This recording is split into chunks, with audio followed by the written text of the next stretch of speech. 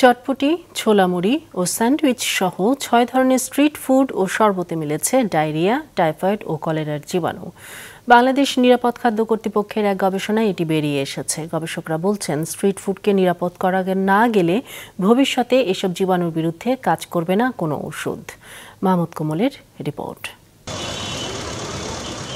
গরমে হাঁসফাঁস, তৃষ্ণা মেটাতে অনেকেই পান করছেন ভাসমান দোকানে বিক্রি হওয়া লেবুর শরবত কিংবা আখের রস। শখের বশেই হোক কিংবা হালকা নাস্তা, দেশের স্ট্রিট ফুডের জনপ্রিয়তায় সবচেয়ে বেশি এগিয়ে থাকবে ফুচকা, চটপটি। এসব খাবার কতটা নিরাপদভাবে বিক্রি হচ্ছে তা নিয়ে ক্রেতা বিক্রেতা কারোরই মাথা ব্যথা নেই।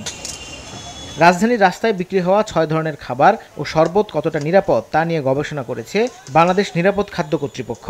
নমুনা হিসেবে দক্ষিণ ও উত্তর সিটি কর্পোরেশনের ৫০টি থানা থেকে নেওয়া হয়েছে ছোলা মুড়ি, চটপটি, স্যান্ডউইচ, অ্যালোভেরা ও আখের শরবত, যেগুলোর সবকটিতেই মিলেছে ডায়রিয়া, টাইফয়েড ও কলেরার জীবাণু।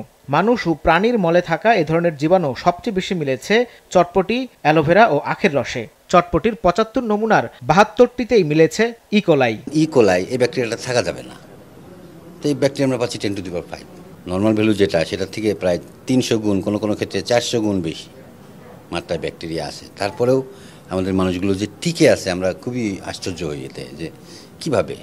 একমাত্র ওয়ালটন এসি দিচ্ছে ১ বছরের রিপ্লেসমেন্ট গ্যারান্টি। তবে এসব জীবাণু দিয়ে যে হারে সংক্রমিত হওয়ার কথা তা দেখা যাচ্ছে না। গবেষকরা বলছেন, এটি বড় শঙ্কার ইঙ্গিত দিচ্ছে। যেগুলোতে সে রেজিস্ট্যান্ট হয়ে যাচ্ছে, এই ব্যাকটেরিয়া যদি আপনার মাল্টি ড্রাগ হয়ে যায়, সেক্ষেত্রে আরও বেশি খারাপ হবে।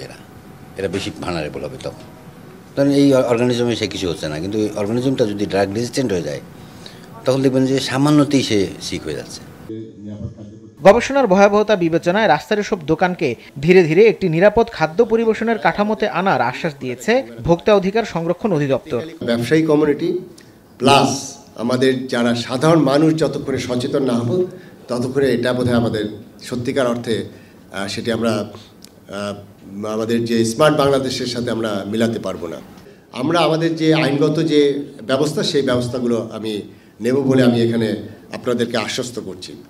মাহমুদ কমল, মাছরাঙা সংবাদ, ঢাকা।